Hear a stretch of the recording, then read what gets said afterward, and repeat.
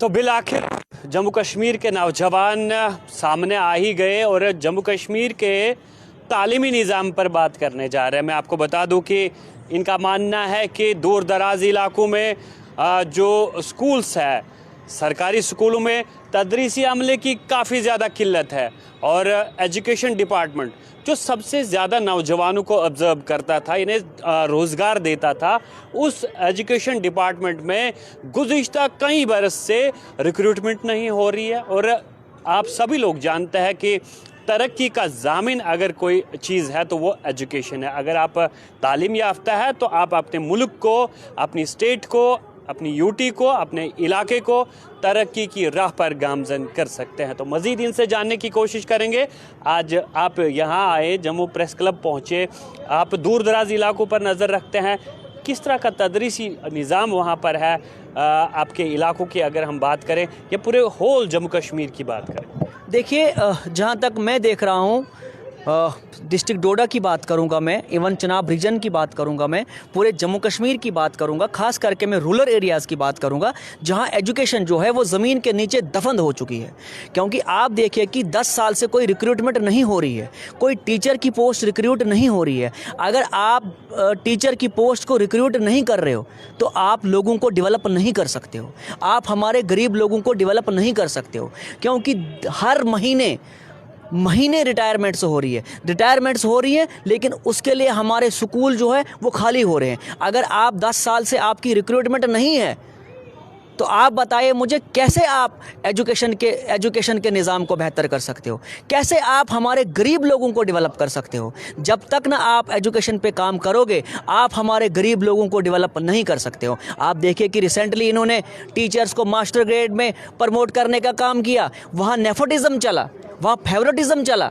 मैं special district डोडा की बात करूँगा, वहाँ पे हमारा हाई स्कूल उदयनपुर है, 5 पोस्टें जनाब मास्टर ग्रेड की है, 1 पोस्ट उनने फिल की है और 4 पोस्ट खाली है। उसके बाद हमारा हाई स्कूल उगाद है, 5 पोस्टें वहाँ मास्टर ग्रेड की है, 5 की 5 खाली है। जो स्कूल बंद होने के कगार पे है, 10 साल हो गए, वहाँ हमको हेडमास्टर नहीं मिला, वहाँ डीडीओ नहीं है, वहाँ कोई जूनियर असिस्टेंट नहीं है, वहाँ कोई 4th क्लास नहीं है।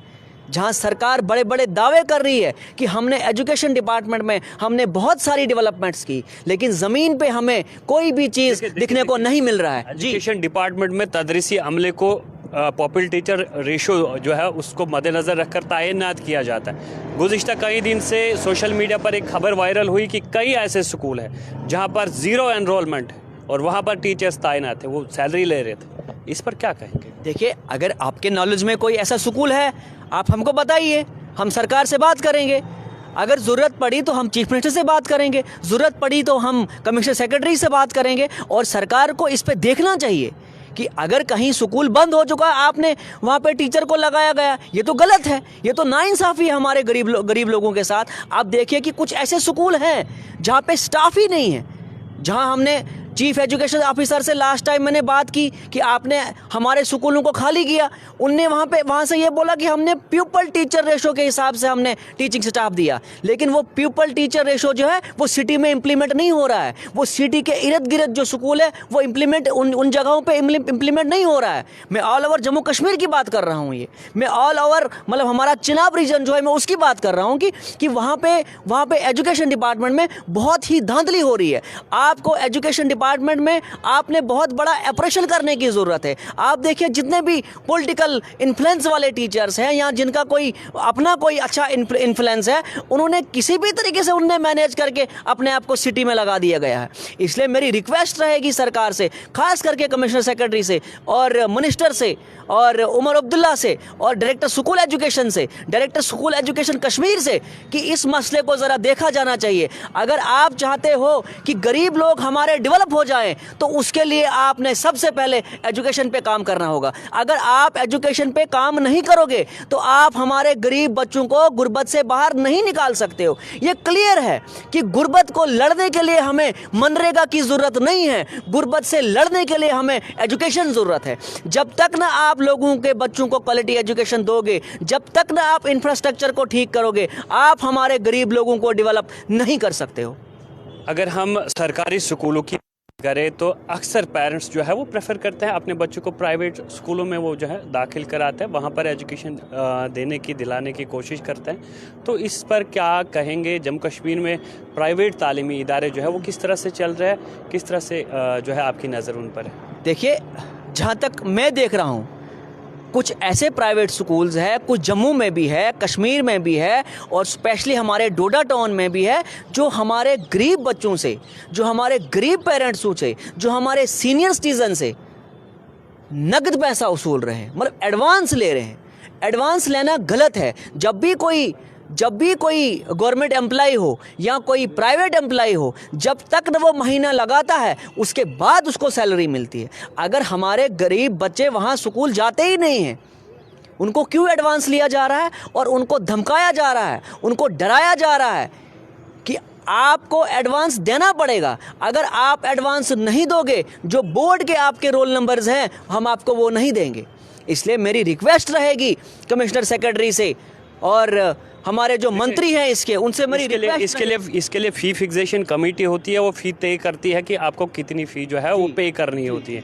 तो आप कितनी बार उनके पास मसला लेकर गए? जी, मैं अभी वो जो उनके चेयरमैन हैं, फ़ी फिक्सेशन कमेटी का चेयरमैन जो है, मेरी उनसे बात हुई। मैंने वहाँ पे एक रिटन कंप्लेंट दी कि हमारे स्कूल्स जो है हमारे गरीब बच्चों को लूटने का काम कर रहे हैं, हमारे सीनियर सिटीज़न को लूटने का काम कर रहे हैं। उन्होंने भी कहा कि हम इस पे एक्शन लेंगे, हम उन स्कूलों को समन निकालेंगे, उनको हम बुलाएंगे कि जो हमने आपको फीस स्ट्रक्चर दिया है वो क्यों नहीं आप ग्राउंड पे इम्प्लीमेंट कर रहे हो। चाहे जितने भी प्राइवेट स्कूल हैं उनको वो इम्प्लीमेंट करना चाहिए। आप देखिए कि हमारे गवर्नमेंट स्कूल जो हैं उनका इंफ्रास्ट्रक्चर जो है वो ख़त्म हो चुका है, वहाँ पे टीचिंग स्टाफ नहीं है। अब एक गरीब बच्चा ये चाहता है कि मेरा बच्चा जो है वो प्राइवेट स्कूल में पढ़ना चाहिए। 2013 में अगर हम जम्मू खित्ते की बात करें तो यहाँ पर रिक्रूटमेंट हुई जनरल टीचर्स की, ठीक है।